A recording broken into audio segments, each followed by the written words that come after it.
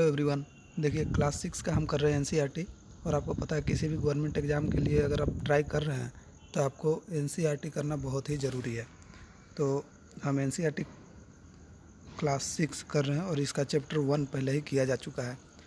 तो चलिए अब चैप्टर 2 और 3 दोनों इसमें हम मिक्स कर दिए हैं, क्योंकि देखिए 2 में और 3 में ज़्यादा कुछ बताने के लिए था नहीं, तो इसलिए हमने सोचा कि दोनों को मिक्स करके एक वीडियो बना दिया जाए। तो इसी लेवल में अब 2 और 3 का हम करते हैं। तो चलिए, मैं दीपक कुमार आप सभी का स्वागत करता हूं चेंज योर लाइफ के इस वीडियो में। देखिए पहला क्वेश्चन देखते हैं। भारत में लगभग कितने तरह की भाषाएं बोली जाती है? देखिए पहला क्वेश्चन है, कितने तरह की भाषाएं बोली जाती है। तो देखिए सबसे पहले मैं आपको बता दूं कि अगर भारत में, ये पहले क्वेश्चन कर लेते हैं। तो देखिए 1600 से अधिक तरह की भाषाएं बोली जाती है भारत में। पहले ये बात आपको पता होना चाहिए। भाषाएं की बात की जाए तो 1600 से अधिक। और अगर डांस फॉर्म की बात किया जाए, डांस की अगर बात किया जाए ना, तो आप याद रखिएगा 100 से अधिक, 100 प्लस डांस किया जाता है भारत में, ये आप याद रखिएगा। चलिए नेक्स्ट, भारतीय संविधान को कब अंगीकृत, अधिनियमित और आत्मसमर्पित किया गया था? तो देखिए इसमें हम तीनों एक ही साथ दे दिए, अंगीकृत, अधिनियमित और आत्मसमर्पित। हो सकता है आपसे अलग अलग भी कभी पूछे जाए। तो अगर पूछ दे कि भारतीय संविधान को कब अंगीकृत किया गया था, तब भी सेम आंसर होगा।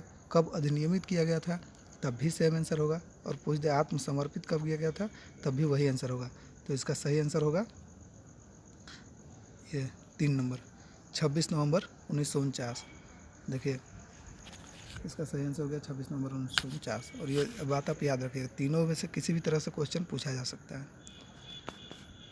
नेक्स्ट, भारत के कितने तरह के नृत्य किए जाते हैं?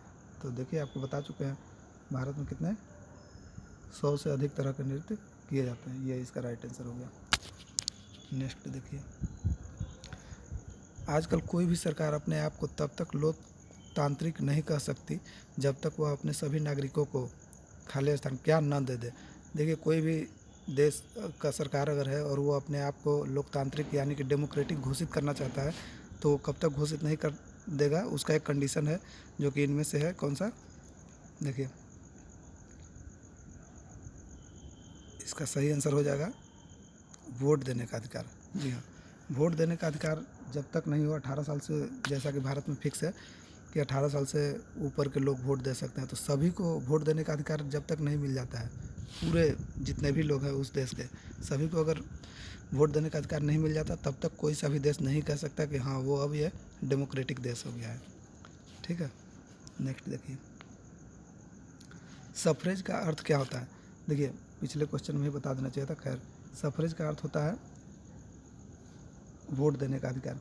जो मतलब पहले जितना भी आंदोलन हुआ वोट देने का अधिकार को लेके, तो जितने भी आंदोलन हुआ उसको सफरेज बोला जाता है। जैसा कि आपको पता है कि महिलाओं को पहले वोट देने का अधिकार नहीं मिला था, तो उसके लिए बहुत सा मतलब ये हुआ, आंदोलन हुआ, तो उसी को सफरेज बोला जाता है, ये याद रखिएगा। और सबसे पहले किस देश को महिलाओं को वोटिंग देने का अधिकार दिया था?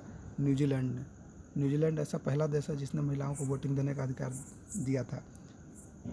ठीक है, अब हम ये आपको आगे बता देंगे कब दिया गया था। वैसे 1900 से पहले दिया गया था, ये करीब दिया गया था 1893 में।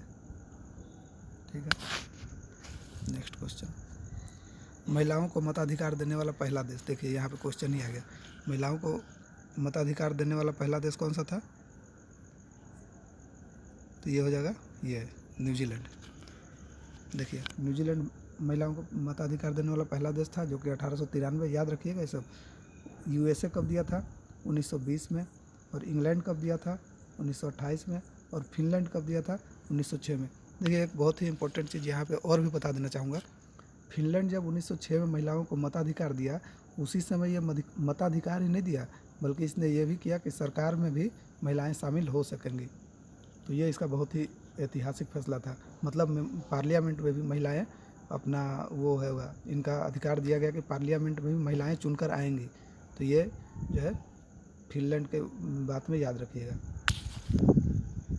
और एक चीज़ और इसमें आपको बता दें कि जितने भी ये हुए हैं आंदोलन, सफरेज बोला जाता है उसको, वोटिंग मताधिकार को। और देखिए सबसे लास्ट में अगर पूछा जाए कि पहला तो हो गया न्यूजीलैंड, अब सबसे लास्ट में पूछ दिया कि सबसे लास्ट कंट्री कौन सा था जिसने कि वोटिंग राइट दिया महिलाओं को, तो वो हो जाएगा सऊदी अरब। सऊदी अरब जो है कब दिया था, 2011 में।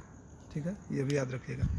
और अगर पूछा जाए कि अभी तक ऐसा कौन सा देश है जिसने कि महिलाओं को वोट देने का अधिकार नहीं दिया है, तो हो जाएगा वेटिकन सिटी। नाम सुना होगा आपने,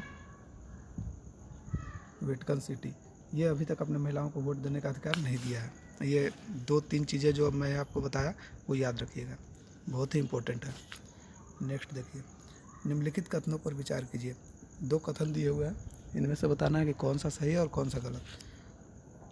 तो देखते हैं। लोकतंत्र का मूलभूत विचार है कि लोग नियमों को बनाने में भागीदार बनकर खुद शासन करें। क्या यह स्टेटमेंट सही है? लोकतंत्र का मूलभूत विचार है कि लोग नियमों को बनाने में भागीदार बनकर खुद शासन करें। ये बिल्कुल सही है। ठीक है, देखिए नेक्स्ट देखिए, प्रतिनिधि लोकतंत्र में लोगों की सीधी भागीदारी नहीं होती है। ये इस पे स्टेटमेंट पर गौर कीजिएगा। प्रतिनिधि लोकतंत्र में लोगों की सीधी भागीदारी नहीं होती है, तो बिल्कुल सही है। प्रतिनिधि लोकतंत्र का मतलब क्या हो गया कि आज कोई ए है, वो उसका राजा है, और कल इसका कोई लड़का होगा बी, फिर वो उसका राजा हो जाएगा उस स्टेट का। तो इसी को बोलते हैं प्रतिनिधि राजतंत्र, यानी कि उसका प्रतिनिधित्व तो कोई उसका अपना ही कर रहा है, उसको प्रतिनिधि राजतंत्र बोलते हैं। तो प्रतिनिधि लोकतंत्र में लोगों की सीधी भागीदारी नहीं होती है। ठीक है, और राजतंत्र में मैं जो अभी बताया ये होता है राजतंत्र में। प्रतिनिधि लोकतंत्र में वो होता है जो हमारा राज्यसभा जैसे का हो गया। उसके बाद स्टेट में हो गया आपका ये विधानसभा के अलावा जो होता है उसको, उसमें भी हमारा सीधा वो नहीं होता है, क्योंकि हम लोग ये जनता है डायरेक्ट नहीं चुनता, उसको बोलते हैं प्रतिनिधि लोकतंत्र। तो ये दोनों सही है, तो आंसर इसका हो जाएगा 1 और 2 दोनों। ठीक है, याद रखिएगा। ये जो मैंने अभी बताया वो राजतंत्र में होता है। नेक्स्ट देखिए, निम्नलिखित युग्मों पर विचार करें। Young India Gandhi ji, suffrage movement, vote देने का अधिकार, इंग्लैंड में औरतों को वोट देने का अधिकार 1920। तो बताइए कौन सा सही है कौन सा गलत है। तो देखिए, यंग इंडिया गांधी जी द्वारा लिखा गया, ये बिल्कुल सही है। सफरेज मूवमेंट, वोट देने का अधिकार, ये भी बिल्कुल सही है। इंग्लैंड में औरतों को वोट देने का अधिकार 1920, नहीं, ये गलत हो गया, क्योंकि इंग्लैंड में वोट देने का अधिकार औरतों को कब मिला था, 1928 में, और 1920 में किसको मिला था, USA में। तो ये आप याद रखिए। तो आंसर क्या हो गया, 1 और 2। तो इसका सही आंसर कौन सा हो जाएगा, इसका सही आंसर हो जाएगा 1 और 2। तो ए इसका सही हो जाएगा आंसर। एक मिनट,